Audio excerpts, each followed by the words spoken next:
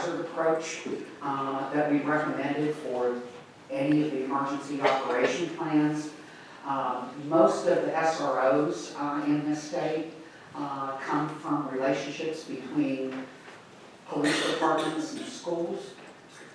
They think the MOUs are very important, and training for school resource officers are important, but they also think the selection of these officers to be in schools are equally important. They believe that all school personnel should be trained on school safety issues, including a very, very strong emphasis on prevention. The other thing that I thought was very intriguing that they brought up was having some sort of accreditation for schools when it comes to school safety. You know, where there's incentives for them to adopt standards and best practices, some way to recognize those schools that do that, similar to the accreditation standards and protocols that are used within police departments that our Chiefs Association is currently using. We also heard from the Rural Education Association, and their big issue for a lot of our rural schools was, of course, funding. And they came up with some interesting ideas and emphasized hiring social workers for schools, because the families that they serve in rural parts of our state can be complicated and have a different set of needs. They also talked about the need for more counselors and access to community mental health services. While she's on your agenda today, we also heard from Eve Jorgensen, Moms Demand Action.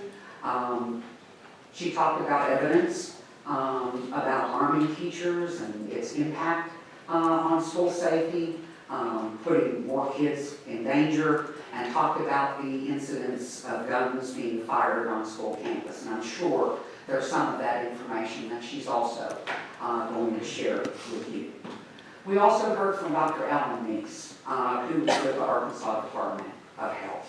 And he talked about what are referred to as adverse childhood experiences.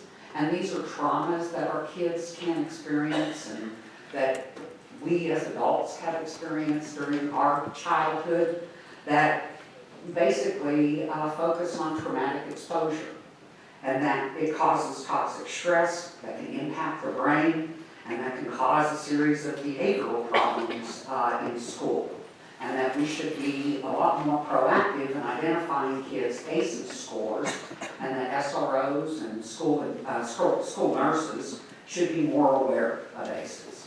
And that by identifying that these kids have had these unique traumatic experiences, we can better tailor the mental health services for them, and hopefully as a preventive measure. We also had a very touching presentation from David Lewis on Choose Love. If you don't know who David Lewis is, his grandson was one of the students killed at Sandy Hook.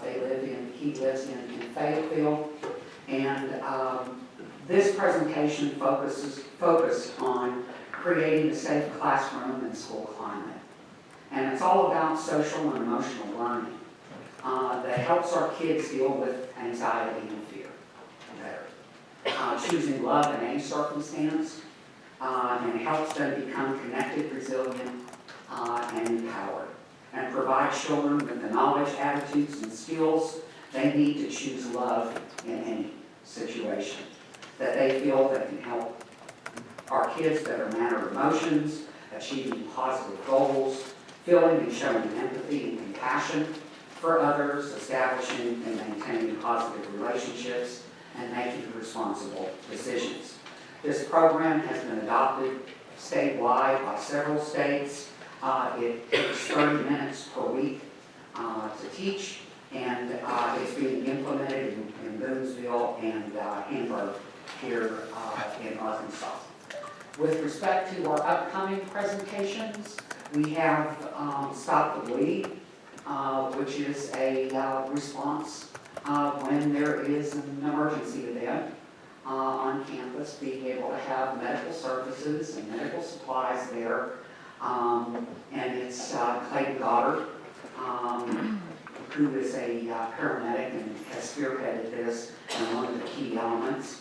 We're also going to hear next time from some students to try to get what their perspective on school safety is. Sometimes we have a tendency to forget, they're the ones that we're focusing on, and it's important to get their perspective. We're also going to hear about child abuse and adult predatory behavior to round out our presentations.